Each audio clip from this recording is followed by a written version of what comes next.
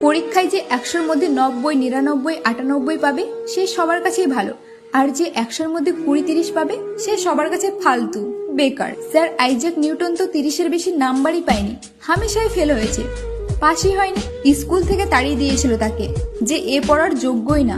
যখন স্কুল থেকে তাড়িয়ে দিয়েছিল স্যার আইজ্যাক নিউটনকে, তখন তার ব্রেন খুলে গেল।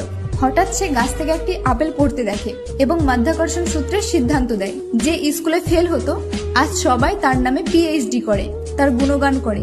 পাস আর ফেলের সাথে কারোর জীবনে কোনো যায় আসে না। তুমি যদি আইনস্টাইনের গল্প পড়ো তাহলে আইনস্টাইন তো ক্লাস 9-এর বেশি পড়তেই পারেনি, তাড়িয়ে দিয়েছিল স্কুল থেকে, কারণ সে সবসময় অন্য কিছু ভাবতো। কিন্তু তাড়িয়ে দেওয়ার পর সারা বিশ্বে E=mc² এর যে ব্যাখ্যা দিয়েছিল আইনস্টাইন, তাতে পুরো দুনিয়া প্রশংসা করে। শেষমেশ আমি এটাই বলতে চাইছি, কেউ ক্লাস 9, 10, 11, 12 পড়াশোনা করুক, তাতে কোনো আসে যায় না, কারণ জ্ঞান ডিগ্রি দিয়ে অর্জন করা যায় না। জ্ঞান আলাদা জিনিস